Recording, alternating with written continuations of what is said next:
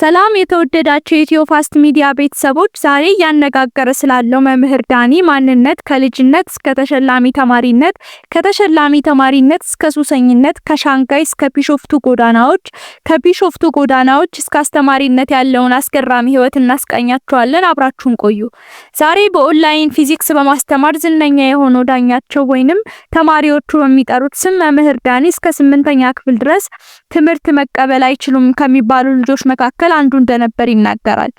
ዳኛቸው ሻምበል ውልደትና እድገቱ በድሬዳዋ ሲሆን እስከ 12ኛ ክፍል ድረስ ትምህርቱን ያጠናቀቀው ብስራተ ገብርኤል ትምህርት ቤት ነው። በ2007 ዓመተ ምህረት የ12ኛ ክፍል መልቀቂያ ፈተና 515 በማምጣት አዲስ አበባ ዩኒቨርሲቲን ተቀላቀለ። በአዲስ አበባ ዩኒቨርሲቲ የሜካኒካል ምህንድስና የትምህርት ክፍል 1 ዓመት ከ6 ወር ቢማርም በሱስ ተጠምዶ ትምህርቱን ማጠናቀቅ ሳይችል ቀረ። ወደ ቻይና የመሄድ እድል ያገኘው ዳኛቸው ሳንሱ ከተማ ውስጥ የፔትሮሊየም ኢንጂነሪንግ ትምህርቱን ሲከታተል አሁንም ያለበት ሱስ ሳንካ ሆኖ ለሁለተኛ ጊዜ ቻይና ሃንዡ የምትባል ከተማ የኮምፒውተር ሳይንስ ለመማር የሄደው ዳኛቸው አሁንም ሱሱ ትምህርቱን በአግባቡ መቀጠል አላስቻለውም። ከሶስት የከፍተኛ ትምህርት ተቋማት በሱስ ምክንያት የተባረረው ዳኛቸው አዲስ አበባ ጎዳና ላይ የተወሰኑ ወራትን ቆየ። ድሬዳዋ ያለው ከትምህርት ቤት ከቤት ትምህርት ቤት የምል ልጅ ነበርኩኝ የሚለው ዳኛቸው ከቤተሰብ ተለይቶ ወደ አዲስ አበባ ሲመጣ ግን ሁሉንም ነገር በመሞከር ያምረኝ ነበር ይላል።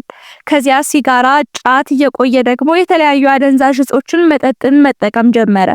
ቻይና የትምህርት እድል አግኝቶ በሄደበት ወቅት ከሱስ ወጥቶ ትምህርቱ ላይ ለማተኮር ለራሱ ቃል ቢገባም ከራሴ ጋር ስለተጣበቀ አልቻልኩም ይላል። ቻይና ዩኒቨርሲቲዎች ውስጥ ሳለ በዙሪያው ያለ ገደብና ከልካይ ሲጃራ የሚያጨሱ ሰዎች ሲመለከት ከ3 ቀን በላይ ከሱሱ ተነጥሎ መቆየት አልሆነለትም።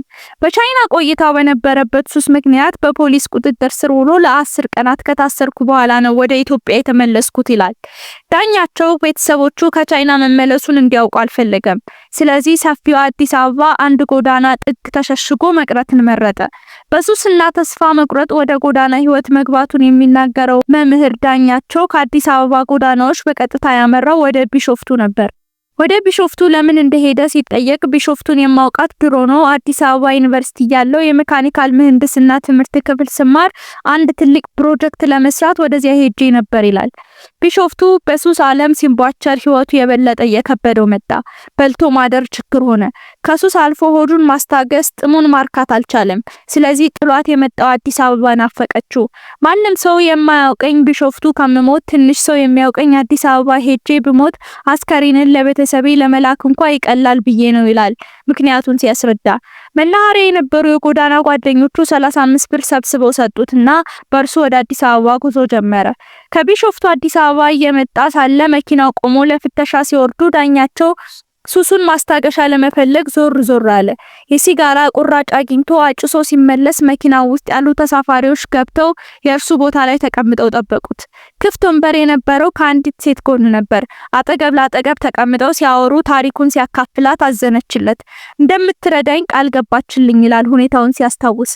በወቅቱ መስተንግዶ እየሰራች በሪፍት ቫሊ ዩኒቨርሲቲ ነርሲንግ ትማር የነበረችው ይህች ሴት ለዳኛቸው ህይወት መለወጥ ምክንያት ሆነች። እርሷ በቢሾፍቱ ትንሽ ቤት ተከራይታ የምትኖር ቢሆንም ለዳኛቸው ያላትን ለማካፈል የሚተኛበትን አነስተኛ ፍራሽ ለመዘርጋት አላመነታችም። ይህች ሴት የአሁን ባለቤቱ እንደሆነች የሚናገረው ዳኛቸው በእርሷ ድጋፍና እርዳታ የጎዳና ህይወቱ አበቃ። እርሷ ጋር ተጠግቶ ሲኖር ቀስ በቀስ ከሱስ እየራቀ መጣ። መጽሐፍትን ማንበብ ጀመርኩ። ወደ እግዚአብሔር ተጠጋው። መጽሐፍ ቅዱስን ማንበብ ጀመርኩኝ።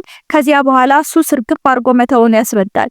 ህይወቱ መልክ እየያዘ የመጣው ዳኛቸው ተማሪዎች የከበዳቸውን የሂሳብ የፊዚክስ ትምህርት ሰበብ አድርጎ ማስተማር ጀመረ። በኮሮና ወቅት በቤተክርስቲያን ውስጥ አንድ ክፍል ተሰጥቶኝ አስተምራቸው የነበሩ የ8ኛ ክፍል ተማሪዎች ነበሩ የሚለው ዳኛቸው ከኮሮና በኋላ በአንድ ወር ውስጥ ተዘጋጅተው ለ8ኛ ክፍል ማጠቃለያ ፈተና እንዲቀመጡ ሲነገራቸው ትምህርት ቤቱ ፊዚክስ መምህሩ ለቆበት ስለነበር አንድ ተማሪ የእርሱን ስም አንስቶ ለርዕሰ መምህሩ ነገራቸው። መምህር እስክንቀጥር ድረስ ክፍሉን ያዝልኝ ብለው አስገቡኝ ይላል አጋጣሚውን ሲያስታውስ። እንዲያስተምራቸው ሳይሆን እንዳይረብሹ እንዲቆጣጠር ክፍል ውስጥ የተመደበው ዳኛቸው ግን ከተማሪዎቹ ጋር በሂሳብና ፊዚክስ ጨዋታ ጀመረ። ተማሪዎቹ ወደዱት። የትምህርት ቤቱ ርዕሰ መምህር አስተያየት ሲሰበስቡ ጥሩ ነገር ስለሰሙ ቀጠሩት።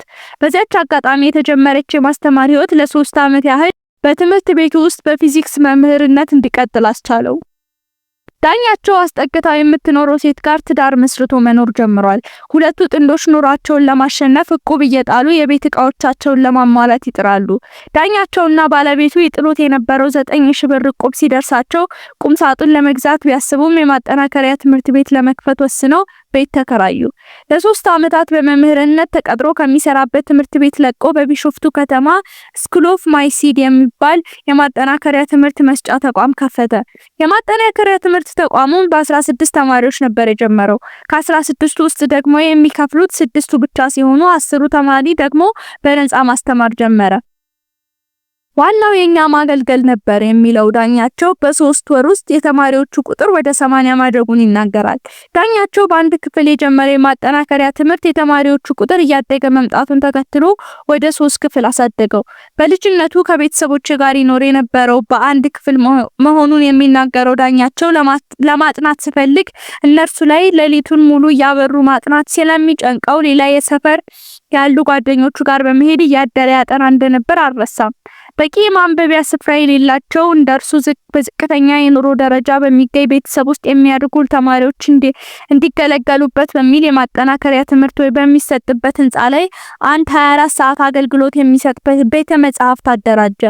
ቢሾፍቱ ላይ በነበረ የማጠናከሪያ ትምህርት መስጫ ወደ 14 ሰዎችን ቀጥሮ ያሰራ እንደነበር ያስታውሳል። ተማሪዎቹም ከፊዚክስ ውጪ ሌሎች የሳይንስ ትምህርቶችን ኬሚስትሪ፣ ባዮሎጂ፣ ሂሳብና እንግሊዘኛ ይማሩ ነበር። ቢሾፍቱ ማጠናከሪያ እየሰራ ያለ ማስተማር አትችልም ተብሎ ተዘጋበት። በዚያ ወቅት በመንግስት ትምህርት ቤት ውስጥ ከመደበኛው ትምህርት ሰዓት ውጪ መማሪያ ክፍል ጠይቆ በበጎ ፈቃደኝነት ልጆችን ማስጠናት ጀመረ። ፊዚክስ እያስተማረ በማህበራዊ ሚዲያዎች ላይ የተለቀቁት ቪዲዮዎች የተቀረጹት በዚህ ወቅት መሆኑን ይናገራል። ቢሾፍቱ ላይ ከ2000 በላይ ተማሪዎችን አስጠንቻለሁ የሚለው ዳኛቸው በ2016 ዓመተ ምህረት ወደ 45 የሚጠጉ ተማሪዎችን ለ4 ተከታታይ ወራት ከፈተና በፊት በማስጠናት ወደ ዩኒቨርሲቲ መግባታቸውን ይናገራል። ከነዚህም መካከል 20 ያህሉ አዲስ አበባ ዩኒቨርሲቲ ያወጣውን ፈተና ወስደው በማለፍ መግባታቸውን ጨምሮ ተናግሯል። ለምሳሌ በሊፍት እየመጣችሁ ምናልባት ሙቪዎች ላይ ካያችሁ በሊፍት እየመጣችሁ ሊፍት ውስጥ ቆማችሁ በገመድ ተይዟል። ድንገት ገመዱ ብጥስ ሲል ሊፍቱ ቀጥሎ ወርታችሁ ወርዳላራ በዛን ሰዓት ላይ ከላይ የያዛችሁ ነገር አለ፣ ሊፍቱን የያዘው ነገር አለ የለም። ለሊፍቱ ምላሽ የሚልለት ፎርስ አለ ከታች የለም። ስለዚህ አፓረንት ዌይቱ ስንት ነው? 0። አፓረንት ዌይትለስ ላይ ነው አይደል?